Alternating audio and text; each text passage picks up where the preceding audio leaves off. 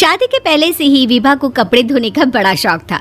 कभी नल के नीचे तो कभी तालाब के पास। अरे मेरी नीली वाली लुंगी नहीं दिख रही है। विभा की अम्मा, कहाँ रखी है लुंगी? अरे वो तो विभा ने परसों ही धोकर रखी थी आपकी अलमारी में, देखो वहीं होगी। वो ना मैंने आज धो दी, मुझे लगा कि गंदी हो गई होगी। अरे कैसे गंदी हो गई थी, उसे तो मैंने पहना भी नहीं। हे भगवान, इस लड़की के कपड़े धोने की आदत से परेशान हो गया हूँ मैं। जितना तो घर में राशन नहीं आता उससे कहीं ज्यादा डिटर्जेंट पाउडर का खर्चा है। इसकी शादी करवा दो, शादी जाए अपने घर में ही करे काम, फिर चाहे घर के कपड़े धोने हो या पूरे गांव के। हाँ ठीक बोल रही हो, देखता हूँ मैं कोई लड़का। वो दिन भी आ जाता है जब विभा को देखने लड़के वाले आ जाते हैं। लड़की मुझे अच्छी लगी। होने वाली सास कहती है, बेटी अगर कुछ पूछना है तो पूछ लो।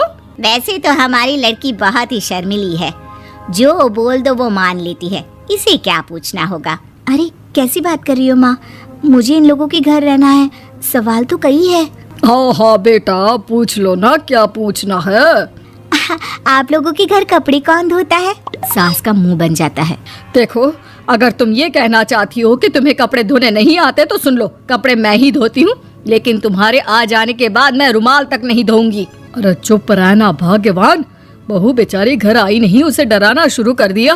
वो क्या है ना बिटिया, अभी तक तो ये कल्लू की माँ ही धोती थी, लेकिन अब तुम्हारे पापा तो दहेज में वॉशिंग मशीन देंगे ही। तभी विभा की माँ बोल पड़ती है, सवाल भी पूछा तो क्या। वैसे भाई साहब, मशीन की तो फिर भी कपड़े धोने की कैपेसिटी होती है, मतलब जो बिटिया दे रहे हैं ना विभा, इसे कपड़े धोने का बहुत शौक है। ये आप लोगों के क्या आस पड़ोस गांव मोहल्ले सबके कपड़े धो दे और उफ तक ना करे। बाहर देखा नहीं आपने कितने कपड़े सूख रहे हैं, सब हमारी बिटिया ने ही तो धोए हैं। बस भी करो ना माँ, शर्म आ रही इतनी तारीफ सुनकर।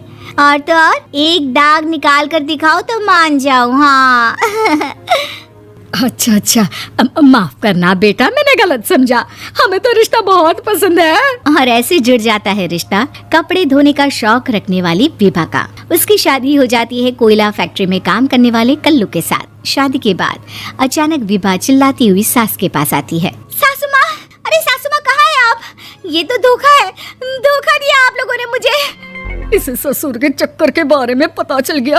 अरे तो उसमें तुझे क्यों धोखा मिला है? अरे नल में पानी नहीं आता, कपड़े कैसे कब धुलेंगे? अच्छा अच्छा, तू पानी नहीं आ रहा उसकी बात कर रही है। तो आपने क्या सोचा? कुछ नहीं। अच्छा तेरी माँ ने कहा था कि कपड़े धोने का शौक है, तुझे याद आया मुझे। शौक शौक बोलकर कपड़े धोने वाले मेरे जुनून को कम ना आके सासू माँ, कपड़ा धोना मेरा गुरूर है। तभी पति भी वहाँ आ जाता है। अभी अभी मैंने इसे सनी देओल की फिल्म दिखाई है, उसी के डायलॉग मार रही है माँ। अच्छा सुन, साफ साफ बता रही हूँ, पानी सुबह 4 से 6 और शाम को 10 से 12 आता है, समझी? विभा टाइमिंग सुनकर हैरान हो जाती है। ये क्या भूतों का मोहल्ला है? सुबह 4 बजे उठकर कौन कपड़े धोता है? 4 बजे टंकी में पानी जाता है, फिर सारा दिन धोना ना, किसने मना किया?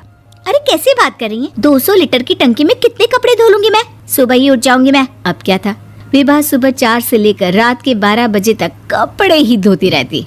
एक रोज सास पड़ोस से निकलकर कहीं जा रही होती है कि साथ वाली कहती है, हाँ कल्लू की माँ, जरा ये बताओ कि 2 साड़ी है, 2 ब्लाउज और एक पेटीकोट और एक नाड़े वाला लंबा कच्छा। हाँ तो?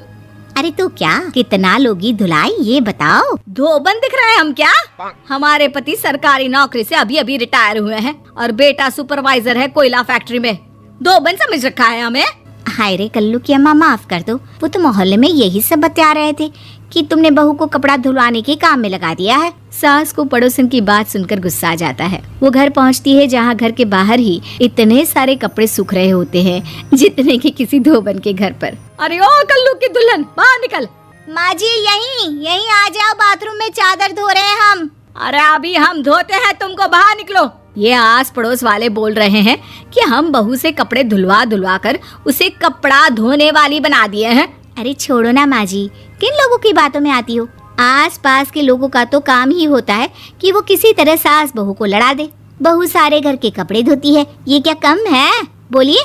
सास को भी लग जाता है कि वो बहू का ये सनकीपन नहीं छुड़वा सकती, इससे अच्छा है कि खुद ही चुप हो जाए।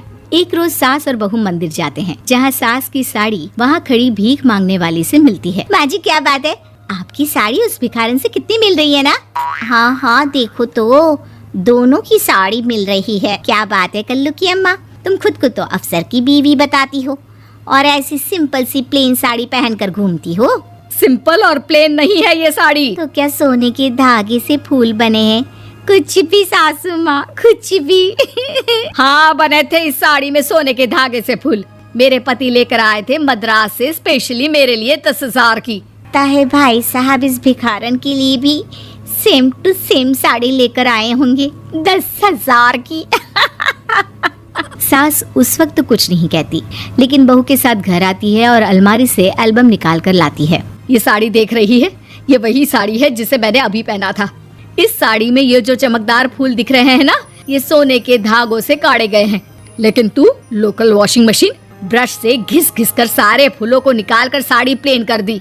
मुझे माफ कर दीजिए सासू माँ। और तो और, जब मैंने तुझे तेरी गलती के लिए कुछ नहीं कहा, लेकिन तूने तो सबके सामने मेरा मजाक ही बना दिया। क्यों? बहू को समझ में आ जाता है कि अब से उसका कपड़े धोना